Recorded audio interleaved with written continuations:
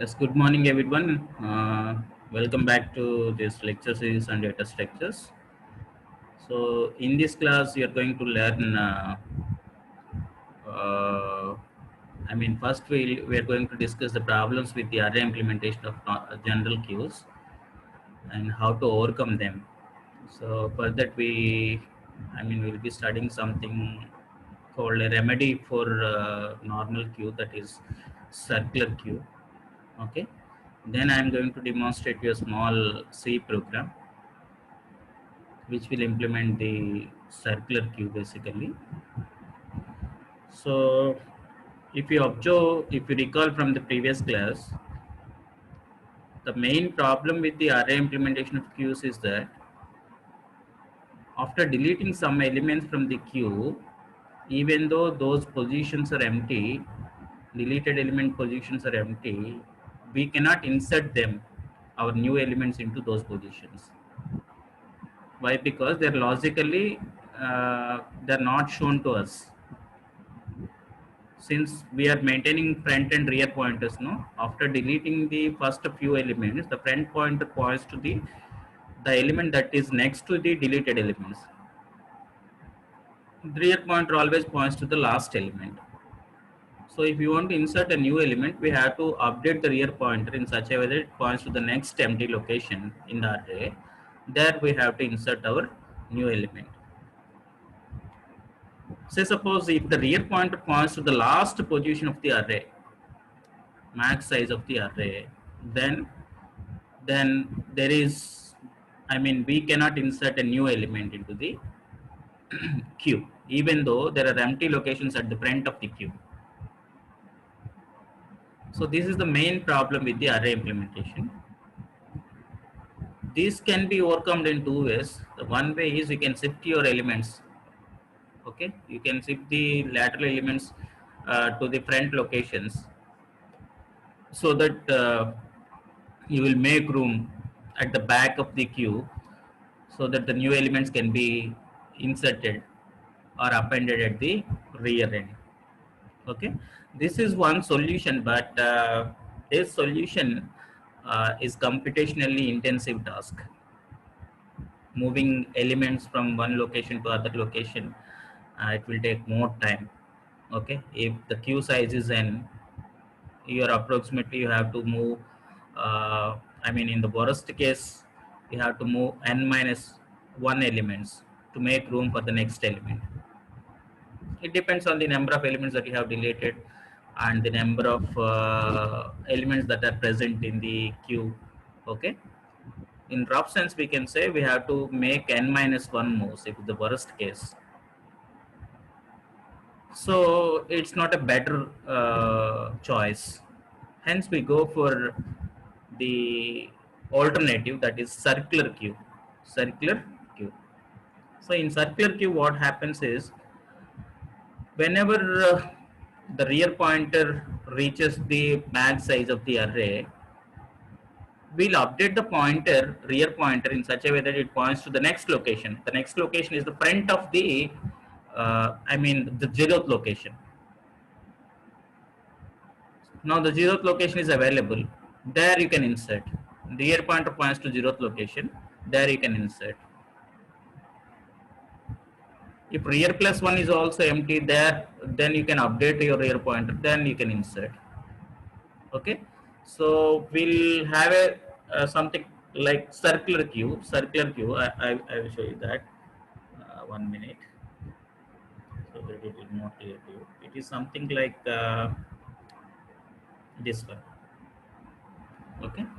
As you can see here, initially queue is empty. Both the read pointer and write pointer both points to generally both points to -1. Okay, whenever you insert a new element, so suppose 0 is inserted. Okay, see the color change here. Whenever we insert a new element, the read pointer is nothing but the front pointer, the front index, and the right pointer is nothing but the rear end. This is front and this is rear. Okay, let me annotate.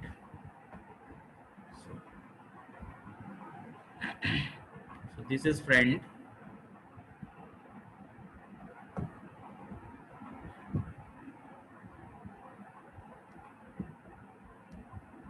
Are you able to see my screen?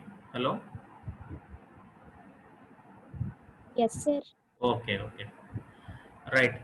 Now you can see, uh, now our queue is, it is arranged in a circular fashion, even though, I mean, it is just for illustration only. Generally, uh, they are stored in contiguous memory locations only, not in this fashion. Okay.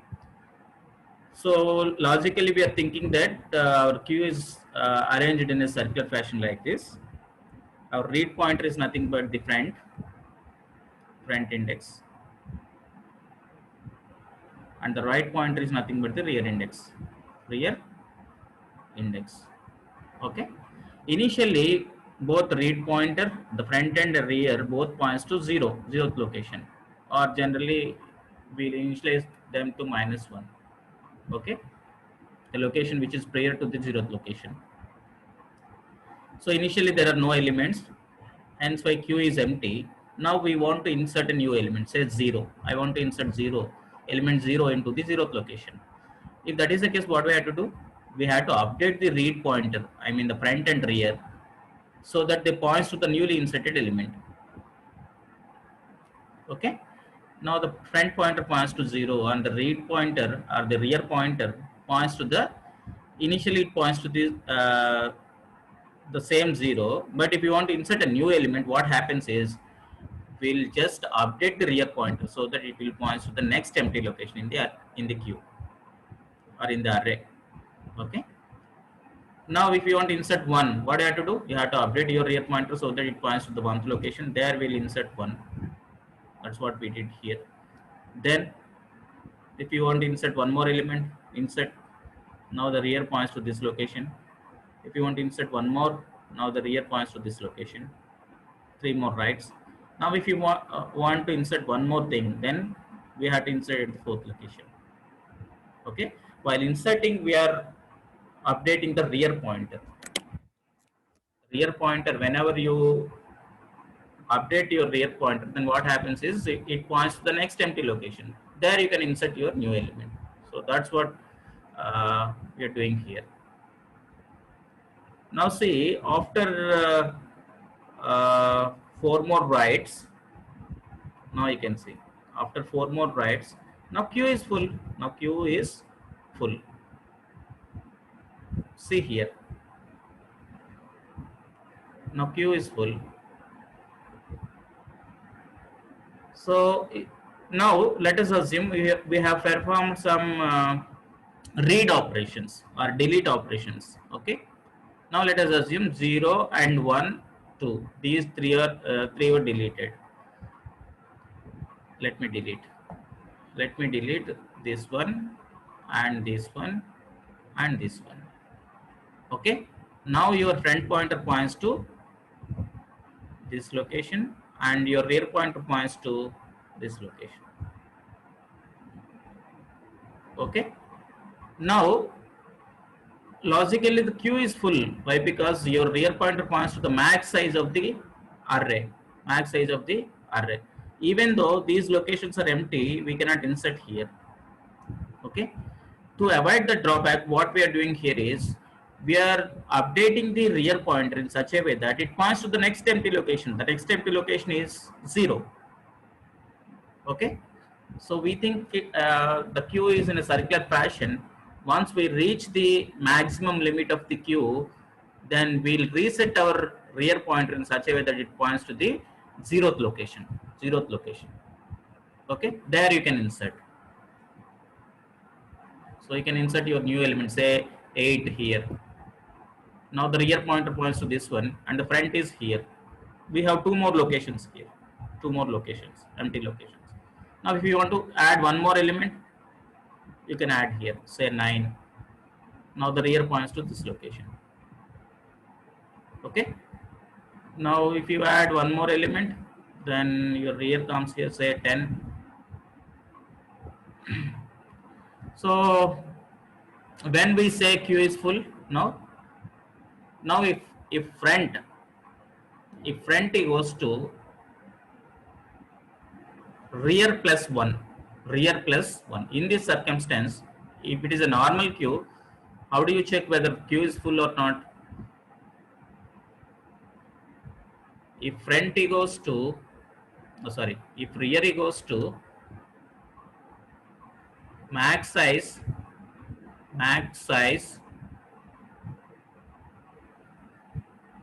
minus 1, max size minus 1, then we can say queue is full.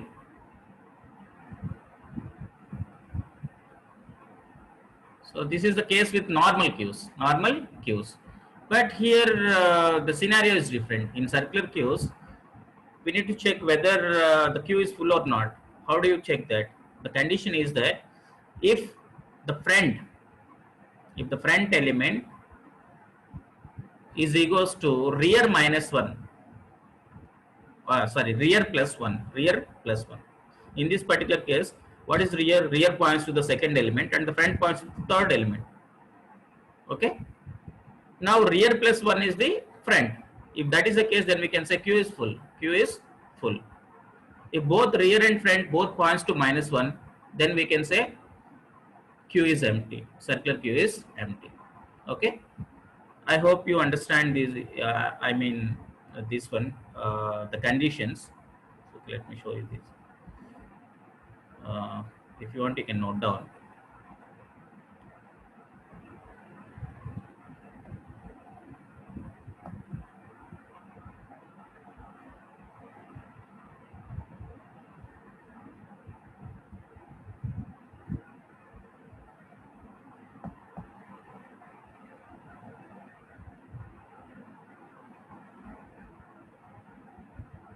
Okay, yeah, this one.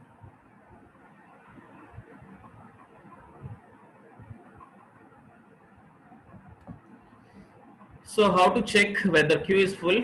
So this is the condition. If rear equals to size minus 1 and front equals to 0.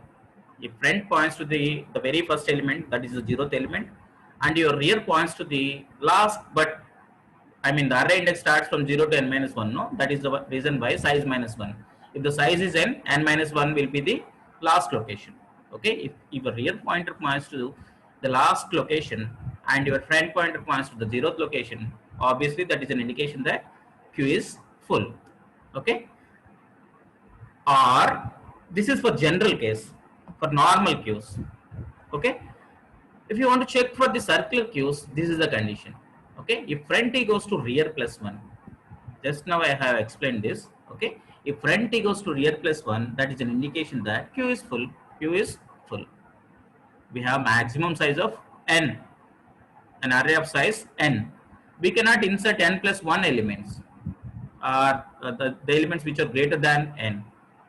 Okay, so up to n only we can insert, right? So whenever queue is full, we can't insert new elements. Okay, while inserting a new element, we need to check whether queue is full or not. So in order to check the queue, we need to use this condition. Okay, so this is the condition that will give you, if this condition is true, then that is an indication that queue is full. Otherwise queue is empty. There is some room to accommodate the new element. Okay, now how to check whether queue is empty or not? It's normal. Okay, for general queues, front equals to minus 1 and rear equals to minus 1, that is an indication that queue is empty. Okay, and in other sense we can say if front is not 0, and that is less than the rear pointer, okay, then we can say queue is empty. If front is minus 1, that is an indication that queue is empty. If front is not 0, and rear equals to max size of minus 1, then queue is not empty. If front is not 0, then that is an indication that queue is empty. Okay, so you can combine this with the front equals to rear plus 1 and you can check, right? So if you observe here we have used logical AND, here we have used logical OR. That means these two conditions must be true. Size of -1, size -1, and front equals to 0. If both the conditions are true, then only it is true. Or either this condition is true or this condition is true, then we can say Q is full, right? Now let us look into the implementation. Yes, I just want to show you a small C program which will implement the queues by using arrays. Yeah, this one. So if you recall the operations that we can perform on queues, these are the operations: insert, delete. So we can print the elements that are present in the queue, and we can prompt for is empty or is full, whether queue is empty or not. Okay. So let me show you this one. It is a small program to implement queue operations by using arrays. So as I shown you, there are 5 operations. For all these 5 operations, we have written a function for each and every operation. Okay. So this is the function corresponding to the insert routine or NQ operation. Okay. So the function name is insert element. It doesn't take any parameters. Okay. So empty list of parameters, and that doesn't return uh, any value. That is the reason why the return type is void. Okay, void insert underscore element is a function name with empty parentheses. Right, I have declared a variable called num of type integer. Okay, just to keep track the number of enter the number to be inserted. Okay, the number, we are asking the user to enter the number to be inserted. Okay, I'm going to create an integer array or integer queue, we can say. We are reading that number into num variable. Okay, now the variable, I mean the element that to be inserted, now it is there in the num variable. Now what we have to do, we need to check whether there is a room for the insertion or not. If front equals to 0 and then rear equals to max -1, that means Q is full. Q is Q overflow occurred. Printf Q overflow occurred. Else if, so we are checking the condition whether there is a room for the new element, newly coming element or not. Okay. Else if front equals to -1 and rear equals to -1, that is an indication that Q is empty. Then what we'll do, we'll update the front and rear pointers in such a way that they points to the 0th location. 0th location. Now see, this is how we'll insert. Q is the queue name here, name of the queue, name of the array. Okay. Q of rear. Now the Q of rear is what? Q of rear points to 0th location. There we are inserting num. So this is how we'll insert the elements. Okay. Q of rear equals to num. Now our number, our newly inserted number, now it is there in this position. Okay. Else if, the other condition is if rear equals to max -1, this is for circular queue. Circular queue. If rear is max -1 and then front is not equals to 0. If front equals to 0, queue is full. If front is not equals to 0, that is an indication that there are some empty locations. Now what we are doing here is we are updating the rear pointer in such a way that it points to the zero's location. We are making use of the front locations now. Okay. Now Q of rear equals to number. Okay. This condition. Okay. This condition is for circular queue. Circular queue insertion. Okay. Circular queue insertion. All the, I mean the previous 2 conditions are for normal queues. Normal queues. Okay.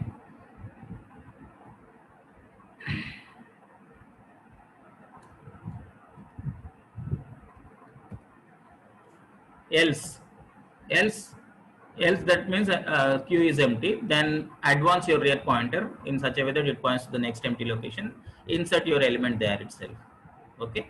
So this is the function which does the insertion into normal queue as well as this circular queue, right?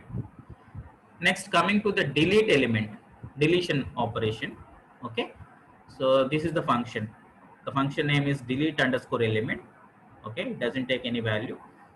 Why? Because we are always deleting the front element. The front element. Okay, we need not specify any element to be deleted. I mean, any element to be deleted.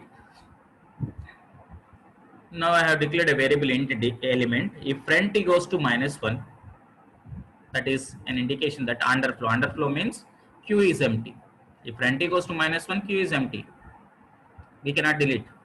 Okay, there are no elements in the queue.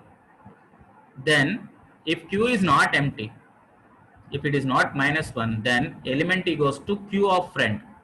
The element which is present at the front position will be assigned to element. Okay, if front t goes to rear,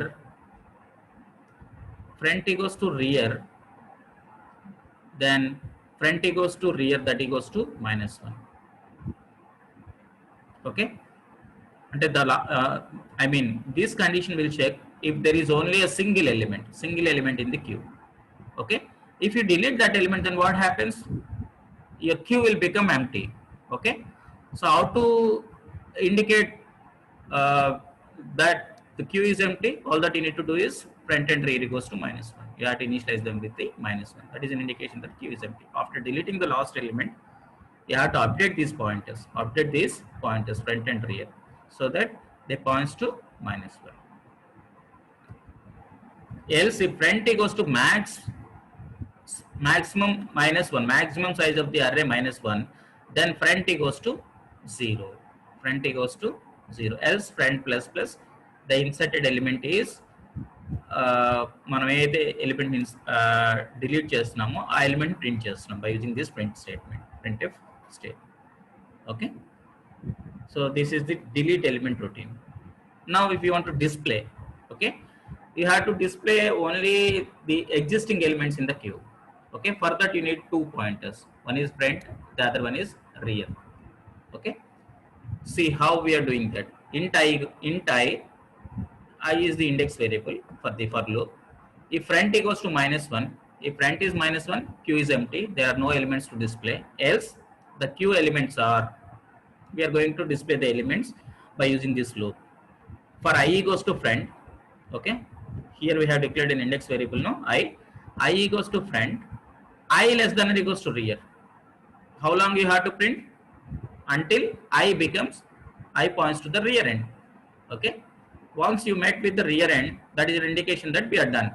Okay, I plus plus. Okay, repeat this loop till I becomes rear.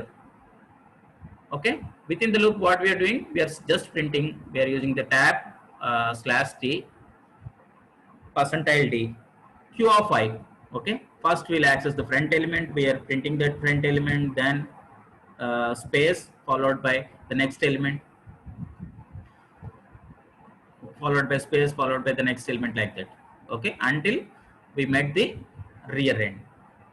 Okay, this loop will be repeated until I becomes rear. Okay, so this is the driver routine, the main program.